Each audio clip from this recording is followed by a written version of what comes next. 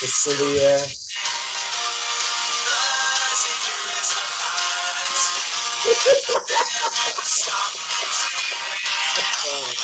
It's back. It's back, lads. Oh dear. Football Oh dear. coming home. It's starting this time next week. We'll have had 2 games.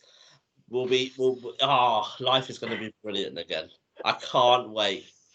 How are you guys feeling?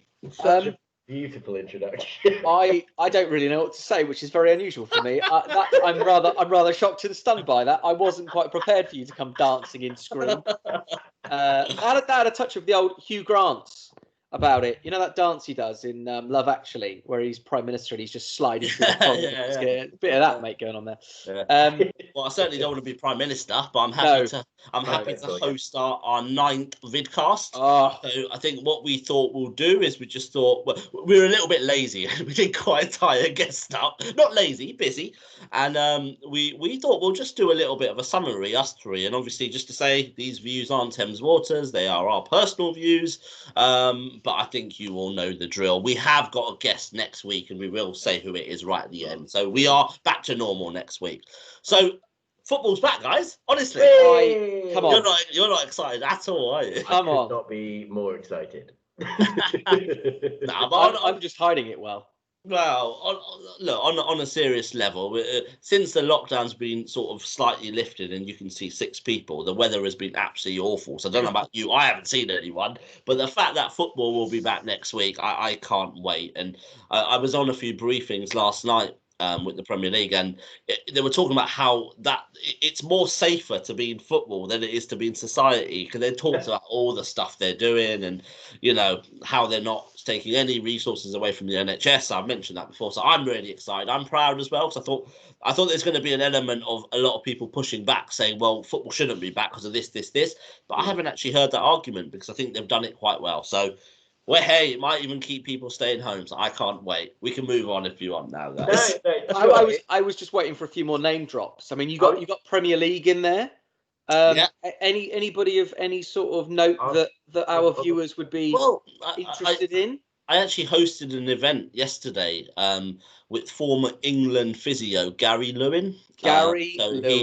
Gary also was at Arsenal for about 20 years, and his cousin Colin Lewin took over from him, and they were often seen next to Arsene Wenger or even George Graham before that. And you know, I thought the whole physio world is obviously quite topical at the moment, because you know, players haven't played for 3 months, so getting them playing again, it takes a bit of work. They need to get back to fitness. They need match practice, because otherwise they will do themselves injury. So it was a really interesting kind of thing. And we've got another event with Alan Smith, who's the former Arsenal and England player, and also is a commentator on Sky Sports on Monday. So. And then I'm going to go swimming outside David Seaman's house. Yeah. I'm the only person without a link, I think. I'll have to think.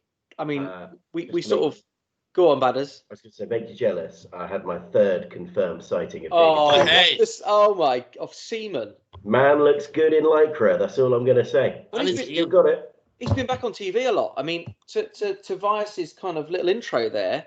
For those people like me that have desperately missed it and are really sad, I've sort of been watching the Euro '96 reruns, which I just about remember. I think I was about 8 years old or something. Yeah. But of course, Big Dave's between the sticks. So that save against Spain in the quarterfinals against Nadal. He was also in Harry's Heroes, which was on TV about a month ago as well. Harry Redknapp's Heroes, which was interesting. But anyway, we're not here just to talk about football, I know. So what we thought we'll do is we'll talk about a few topical things that have been going on. So I guess the first thing is this week we've kind of seen that there's been a bit of a U-turn with schooling.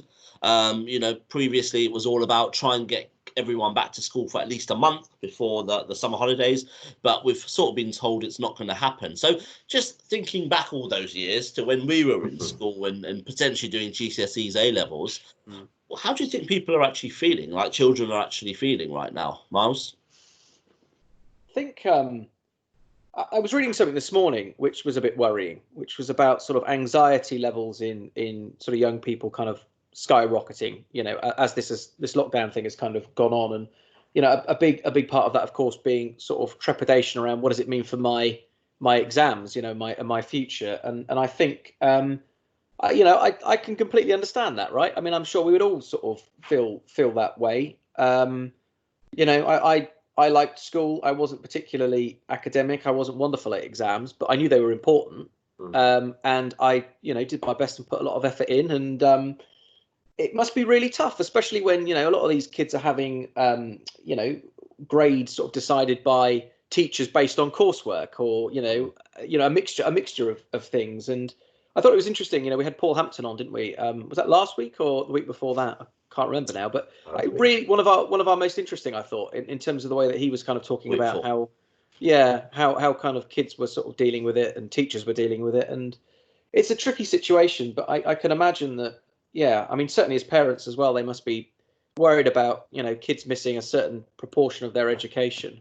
So yeah, it's a real shame. I just hope it doesn't have a detrimental effect on young people going forward, because we all know how important education is, right? So yeah, I think at the moment it's so varied across the board, depending on what your particular circumstances are, whether you've got state school, private school, big school, primary school, what resources you have personally versus what the school can provide. I think it's such everyone I speak to, as we said the last time we discussed this, we're three chaps that aren't dealing with the challenges of educating kids from home and working and everything else. And I think everyone I speak to in that bracket, it's just so varied. I actually had Claire from my team saying that her kids had they'd been told off by their PE teacher over Zoom for mucking around so much, and she's got twins. So everyone else on the calls is, dutifully doing their whatever HIIT workout over Zoom with their teacher, but they're doing it on their own, largely speaking, because they're in different, one child per age group. And obviously these two are in a small room, bumping into each other and having a giggle. And so it made me think, like, God, that's like one end of the spectrum, all the way up to, people that don't even have laptops. We spoke to one of our community investment program partners, the Ahoy Centre, and they're one of these great organisations. They train kids from deprived areas of London how to sail, how to be coaches, all this extra benefit as well, a real community. And they've had to change a lot of their approach, but what they've done is try to do more food that they deliver to families, and blah blah blah blah blah. But they can't do a lot of their actual outreach because some of these kids don't have access to laptops or Wi-Fi. So I think across the board, it's so. The needs are so different and varied, and the experiences of this from an educational point of view are so varied. And then the age range, because it's not as simple as reception doesn't matter, so don't worry about them.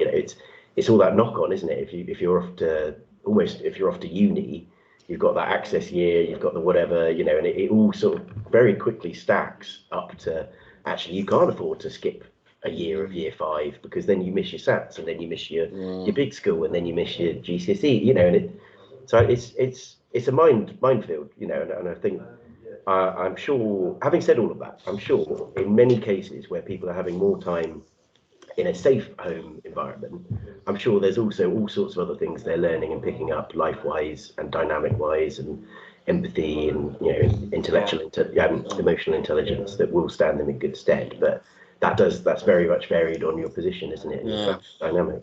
I've got, I guess, a bit of a personal experience in this, and which is what kind of what kind of gives me a view. But when I was sort of 8 or 9, year 5, so quite young, I actually moved abroad. My parents, obviously, who I was living with at the time, obviously at that age, sort of moved abroad. My dad got a job, and I couldn't get into like the British school that was in the area, because that's where my parents wanted to send me to try and keep it as normal as possible.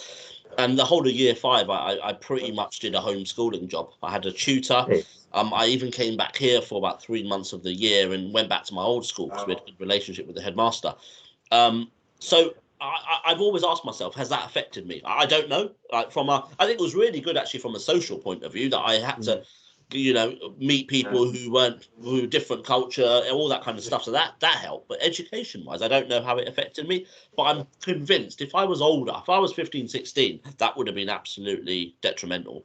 So I do feel sorry for people. And on the note about laptops and iPads and stuff, I mean, just using my kind of industry in football, and I've got a couple of shirts there behind me, but we're always working on kind of like how much things cost, and the pressure on parents is incredible because everybody wants these new shirts. I mean, I buy them at the end of the season when they're cheaper. Good tip, by the way. But like, you know, kids want obviously the latest things, not because maybe they want them, but because they see other people at school having them. And it's the same with like iPads and tablets and stuff. It's just, things are just really expensive, and the pressure on kids, on parents, especially at the moment with the current situation, tough. It's really tough. Yeah. Moving on, so I think because we're going to rattle through a few topics, obviously, with something else slightly topical, and obviously it's, you know, it's in the news, so it'll be kind of silly not talking about it. But it's obviously the Black Lives Matter and the protests that are coming out, and obviously there are several opinions. You know, some people think it's right, some people think it's wrong. Not really here to talk about that and stuff, but is there anything generally you guys have ever done that you really believed in? And even if you do want to give your views on the protest, feel free. But is there anything kind of you can relate to? Can you relate to this? Yeah, it's a good question. I've obviously felt passionately about things, I suppose. I mean, I think as you guys have alluded to in the past, you know, I've run for office, been successful, but also not been successful as well. And you don't do that unless you're passionate about your community, and you're passionate about changing things, and you're passionate about wanting to take things on to the next level. Everybody's got different ideas as to kind of what that looks like. That's kind of the nature of it all, I suppose. But I suppose, yes, I have. I think this current situation is just terribly sad, really, and is pretty bloody awful, isn't it? Especially when you think about kind of what the catalyst was for this. And,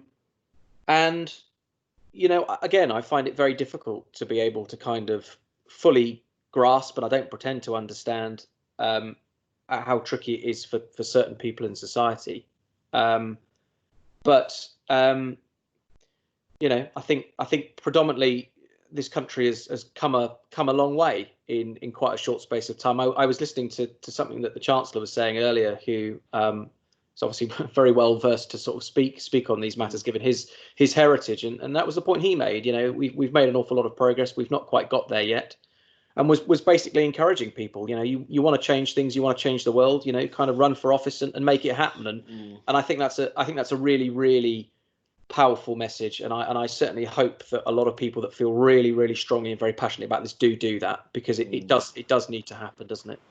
Yeah, absolutely. I lost the Wi-Fi for a moment there when we started this, but the thing I've been reflecting on is the difference between being non-racist and being anti-racist. This is something that seems to have stuck with me, and I think it's okay to get things wrong or not know quite what to do or how to have your voice heard. But I think what's changing with this is that it's becoming less acceptable to stand by. And so that doesn't mean that you have to be a big advocate shouting, using your social media platforms for everything. You could be just reading a bit more on the subject, learning your history, challenging your mates if they say something a bit inappropriate, you know, or just thinking about the way you behave and treat people, conduct yourself. And even if it's just some quiet reflection, I think that's maybe where this is gearing up to, is that I would like to think in the world a lot of people class themselves as non-racist or not racist or whatever, but are they truly anti-racist? And that's something I've been sort of thinking about myself. I don't really post much on social media. I'm not really about that, but I've sort of started to think a bit more, and I'm thinking carefully about it, because I think you need to choose your times to engage with this and not get caught up in almost a popularity thing. But actually, it is important to be anti-racist as well as non-racist, and sometimes that means using your voice, sharing your opinions, challenging others, and all that. So, I mean, it's a crazy bit of timing in terms of, you know, the pandemic and now this, and I mean, it's a flashpoint. It's not like this hasn't always been there. But I think if people can just think about their position, you know, and I say this as a white middle class man from a very privileged sort of, you know, environment, I think you don't have to apologize for that as such. You just need to be aware of whatever privilege it is you have had. And for some, that might be coming from a family where your parents are still together. For some, that will be going to Eton and doing whatever. But, it will be whatever it is, having perspective on what you've got and where you've come from and what that means about the way you view the world. I think if everyone just did that a little bit more, I think that would make a huge difference. And then it almost doesn't matter what the focal point of that is. Whether it's Me Too, Black Lives Matter, whatever, all of these things are forever present in society and they are forever important. They will pitch up in terms of, sort of coming into the public focus at various different times. But I think if you could impart that empathy and that perspective and that appreciation of whatever privilege you've had, I think that would do the world a world of good, really. Yeah, I mean, I sort of, think that I always believe, like, you should stand up for what you believe in, and there have been many people in our history that have, and it's been impactful and it's been positive for society. And I think, obviously the timing of this is very unfortunate because we are going through COVID-19, so we have got social distancing kind of rules and stuff in place, but end of the day, what the catalyst for this was George Floyd, and you can't help when that happened. And I think, people who are involved, truly believe in things. I completely agree. I mean, I'm from a sort of Indian kind of background. I'm a brown person. I've seen things. I mean, not admittedly not much living in London. It's quite multicultural and stuff. There was a couple of points over Brexit where, when the vote happened, there was a few moments that I saw and heard about. But generally, I go up and down the country watching football, and there have been some unpleasant times. I remember some train journeys, and generally it's when people have had a few too many beers, and there's been some really kind of horrible moments. I remember one in particular that actually made me want to just get off the train, but I wasn't going to let anyone win. I was going to stay as long as my life wasn't in danger. I was going to stay. But it's tough, and there's two quotes that I think of that I've seen recently that made me think. One was Will Smith, and he said that racism's not a new thing; it's just being filmed. So, it's always happened. It's just we're hearing about it a lot more now. And the other one was, I can't remember who it was by, and it might be an older quote, but it said that nobody is born racist. And that just makes me think, you can take your own, you can presume, you can take your own, perceive it how you want. And I'm not going to tell you how to do that. But that for me that I was thinking about that for about half an hour, just thinking, actually, that's a really interesting point. The Will Smith thing is interesting, actually, isn't it? Because I think back, and I'm sure it's the same for you guys. We're roughly the same age. I just used to watch, The Fresh Prince of Bel-Air, religiously, and it was one of those things, I suppose, that only kind of, years later did it ever dawn on me, that all the main characters, in that show are African Americans. Hadn't even, that hadn't even ever sort of crossed my mind that it was, but it was a real moment for culture, certainly in the States, where it was different to what had come before. And you sort of think about all these things over time and actually the impact that he probably had. And indeed, I'm spending time in lockdown watching The Last Dance, which I don't know if you guys have seen. I'm sure lots of people have seen, which is a fantastic documentary on Netflix, which is all about the Chicago Bulls in the late 90s and Michael Jordan and all the rest of it. And the impact that he had, culturally in America, which, only now kind of really sort of, strikes me. I didn't know too much about it until I'd started watching this. And I think the more people you've got like Will Smith, like Michael Jordan, like, the Barack Obama, obviously leading the States for 8 years, I think that they're creating pathways, and they're proving that whatever's going on in the world, you can make it and you can be successful. So, fair play to them. There's an interesting bit I'd been reflecting on again, was about, I can't remember where I saw the quote, but it was about a bit about cultural appropriation and how Black culture, generally speaking, like, people love hip hop, they love clothing, they love how great they are at sport in America, particularly. I'm sort of, it seems very, being a cool Black athlete in America seems very acceptable to the masses. And there was a quote I saw about, you want my culture, but you don't want me. Yeah. And a lot of that relating to sort of women's hair, for instance. And, I'm really pleased to see there's been a lot of kind of attention in recent years about just having your natural hair, which to us three sat here, like, what, we don't even have to consider that as a thing, do we? Yeah. So I think that again has been sort of an interesting thing. Like you say, the more kind of high profile, sort of popular, like the Oprahs, the LeBrons, the Tiger Woods, the whatever, these acceptable figures in the States in particular.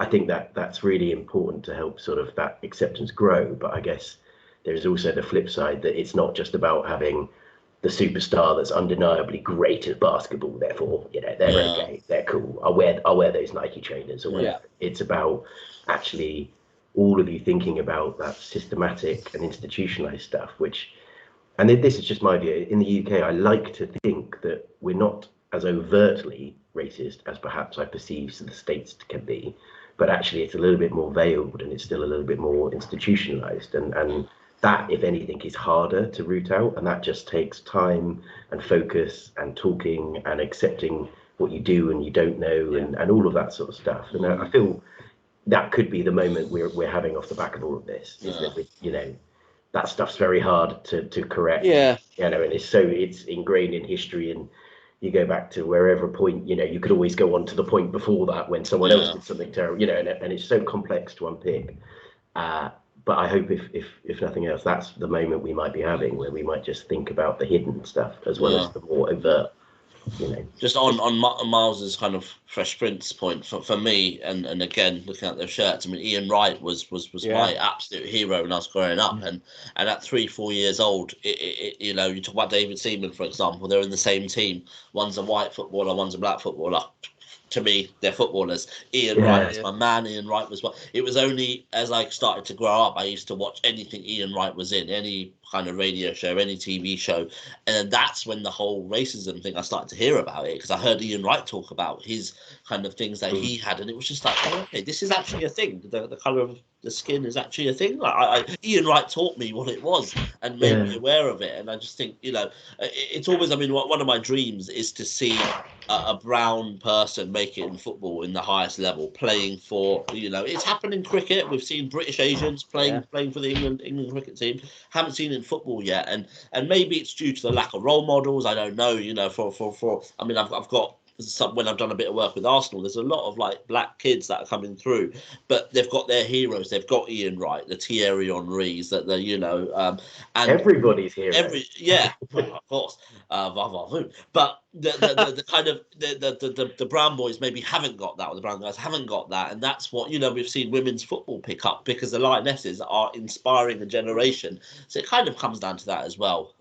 But sorry, Miles, you were just going to say before we move on. I was gonna. I'll try and dig out this, talking of things that we've seen and trying to educate ourselves, which I think is a real. We started off talking about education. We've come around to education. It's so important, right? To try and understand. There's an excellent video that my wife sent me, which I will try and dig out and share if I can find it at the bottom of this thread when we finished. But it's essentially it's a line of boys and girls in America, and the PE teacher. I think Bad as I've seen it as well. You might have seen it. It's really, really powerful, and he just basically, for those that haven't seen it, sort of says, take a step forward if both your parents are still together, and take a step forward if you've never had to worry about money, and all of these kind of just things that a lot of people wouldn't think about. And I mean, you can probably guess what the outcome of this is, but I'll share it, because it's it's a really interesting kind of, and the conclusion to all of it, of course, is you are that far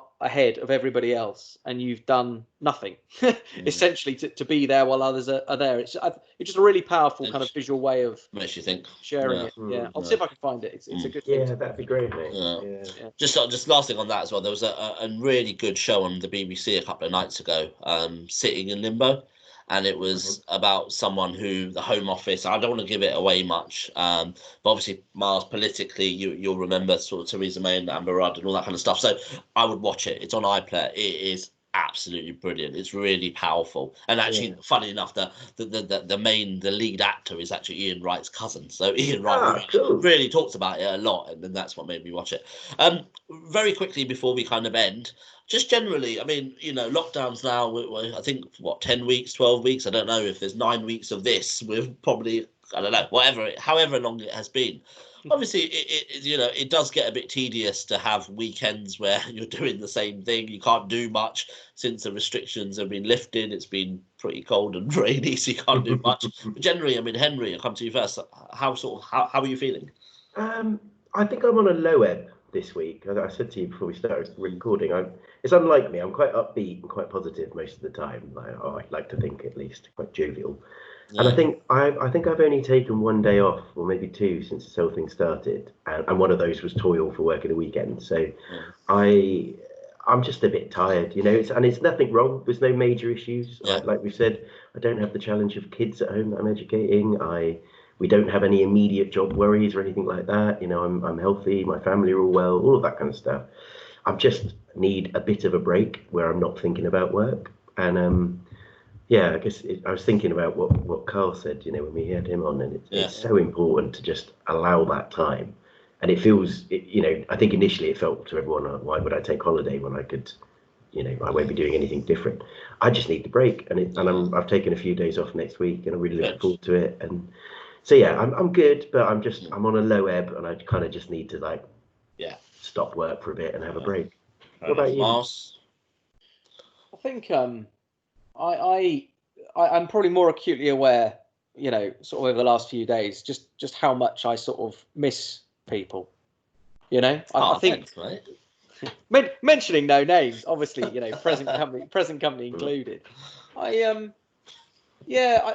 It's one of those great kind of ironies, right? That as soon as some of these restrictions get sort of lifted, all it does is sort of rain, which, you know, Andrew Tucker last week made a very good case as to why it should be raining. So let's not all. Well, since he said that, he hasn't stopped.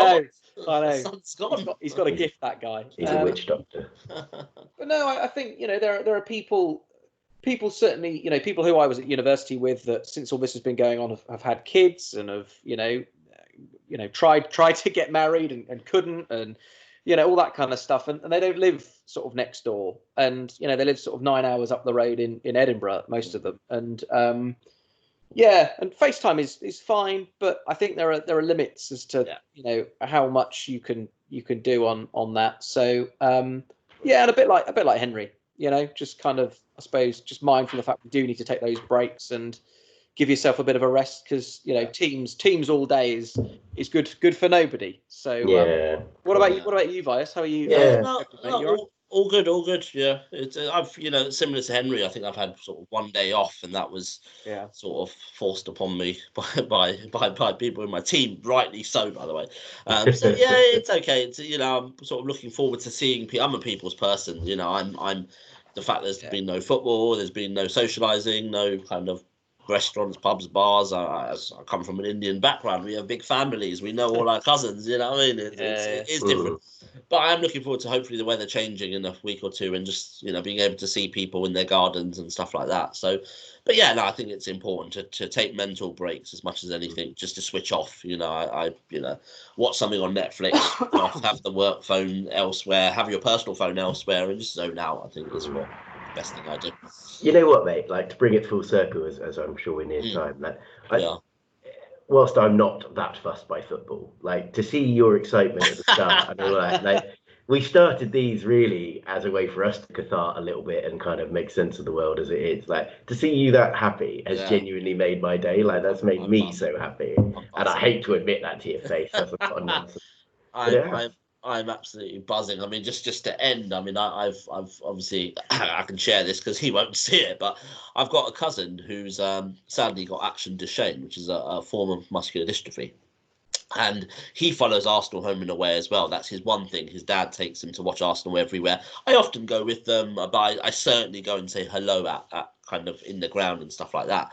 And for him, you know, his whole life has just been taken away pretty much with no football, because that's what his routine was all around football. He would look forward to it, and it would all that. So when the discussions about football coming back started, and there were a few, and originally saying, oh, is it right? We've got death tolls, we've got this and stuff. And I always said, if it's done safely, it's the right thing. With him, I was thinking of him. So thinking, actually, you think I'm excited, you should see him, because he has suddenly got his life back. He's got his identity back, and it's great. So the pleasure you're taking from seeing me, I'm taking from seeing him, because he is just like, his diary's full again. So he's buzzing. That must be. Anyway, yeah, it is. So on that note, we will be back next week. Surprise guest. Do we need to give an intro into next week, because it's quite exciting? Yeah, so I think we have been asked a few times to get this guest, and I think George Mayhew also mentioned her at the end, but we have finally got a slot in Kelly McFarland's diary to talk all things, I don't know, moving call centers remote, how the whole customer experience stuff has been during lockdown, and just generally get her views on how she's been dealing with, obviously, family life as well as having quite a busy job. So really looking forward to that. Henry, I hope you're not off that day, because we kind of need you here. I'm actually coming back especially for it. Very yes, good. you Very are. good.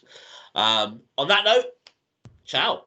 Stay safe, Football's guys. back, baby. Football's back.